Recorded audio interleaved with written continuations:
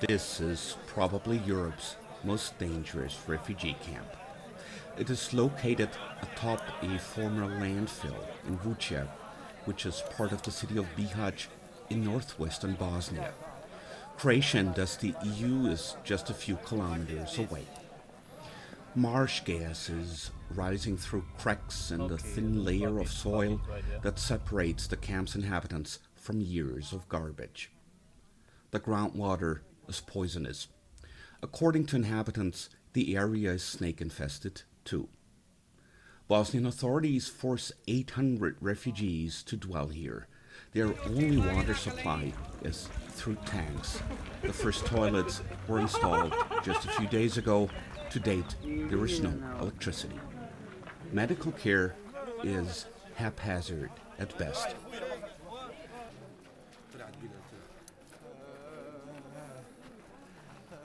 When German journalist and humanitarian helper Dirkt Planert visited the camp 2 weeks ago, he took it upon himself to bandage open wounds many of the inhabitants had.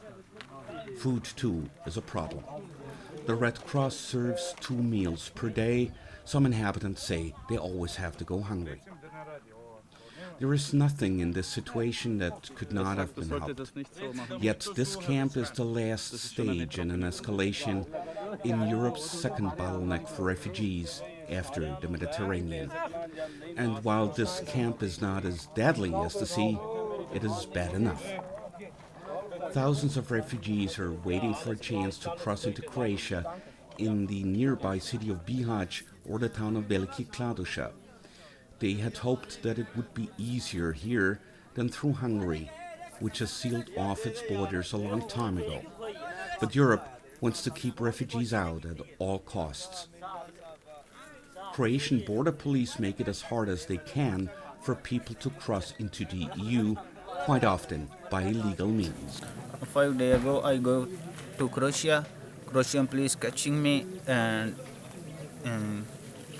punishment me, hitting, punching. People behave so bad. I don't like Croatian police. Thank you. What about your money, your smartphone? Don't give me my cell phone, and my bag have fire, sand fire. My bag, my sleeping bag. Don't give me my phone, power bank, and behave not good. And your money? No give money. Atop of that, Bihać is a blind spot for most Bosnian government agencies. According to the town's mayor, money the EU sent to Bosnia to help take care of refugees never made it to his city. Apparently it's still in the hands of the national or the entity's government. Maybe it's also used to fund other camps in other parts of the country. Maybe not. The town has been left alone to deal with thousands of refugees stranded here. Its inhabitants and the refugees are both victims of negligence and closed EU borders.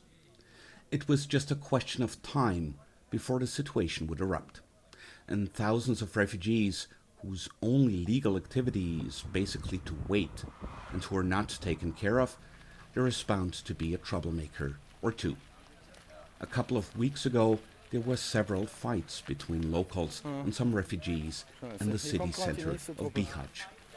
City authorities and police decided to just dump a few hundred refugees on the former landfill around the corner. Other government agencies and the International Organization of Migration, a UN agency, keep pointing at each other and say there is really nothing they can or will do because the other side won't either. The EU is happy as long as those refugees are kept out, no matter how. So the 800 inhabitants of the camp are stuck here for the time being. At least reporter and helper Dirkt Planert has promised not to abandon the refugees. With the help of the German NGO Peer-Leader International, he is collecting donations to buy medical supplies, food and other stuff people desperately need.